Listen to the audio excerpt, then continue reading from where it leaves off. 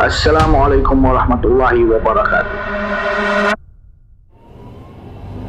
Today, let's talk about a very important lesson.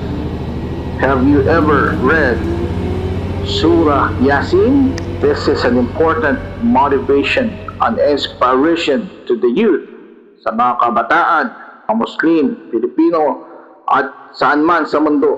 Inspiration so that we become stronger in our mission in worshiping Allah subhanahu wa ta'ala. In Surah Yasin, there was a story of a man, a story of a man. وَجَاءَ مِنْ أَقْصَى الْمَدِينَةِ رَجُلٌ يَسْعَى قَالَ يَا قَوْمِ اتَّبِعُوا مَنْ لَا يَسْأَلُكُمْ أَجْرًا وَهُمْ مُهْتَدُونَ. In the Quran, a story started, وَجَاءَ مِنْ أَقْصَى الْمَدِينَةِ رَجُلٌ, and there came a man from the ends of the city. Isang lalaki nang gagaling mula sa labas sa pinakamalayong bahagi ng syudad, kanilang bayan. Yasa, he was running to them. Siya'y tumatakbo. In fact, he was yasa. That means short little steps, but very fast. It shows urgency. He wanted to reach his people. Kanyang maabot ang kanyang mga kababayan. Qala ya qawmi, and he said, "Oh my people, O aking mga kababayan, follow the messengers. Tabi'u man la yas'alukum ajran wa hum muhtadun." Follow the messengers. They do not ask any reward or payment from you, and in fact, they are rightly guided. King from the farthest ends of the city, mula sa pinakamalayong bahagi ng kanyang bayan, nagmamadali siya. Why?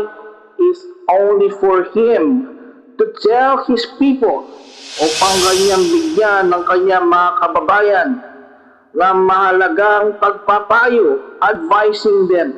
It is so important, ayul ahibba, youth and the next generation of this ummah to understand the truthfulness of your message.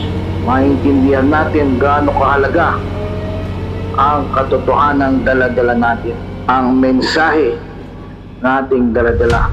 Just like this person, he was rushing, now he needs to run.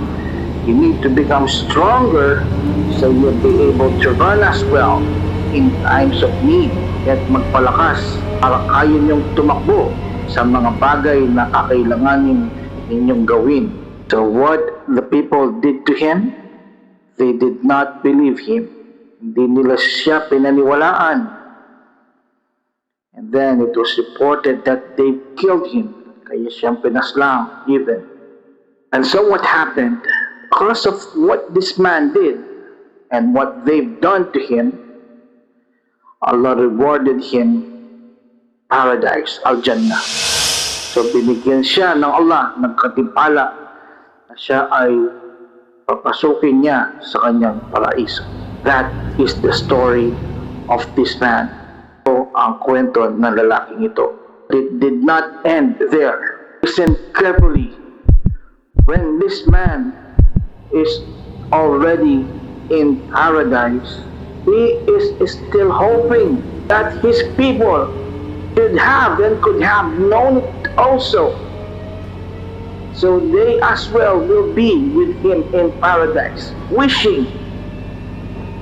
At siya pa rin sa pagkaraan ng ginawa sa kanya ng kanyang taong bayan, at siya ngayon ay nasa paraiso na, patuloy pa rin ang kanyang paghahad na sana ito ay malaman ng kanyang mga kababayan. Sila rin sana ngayon ay nasa paraiso din.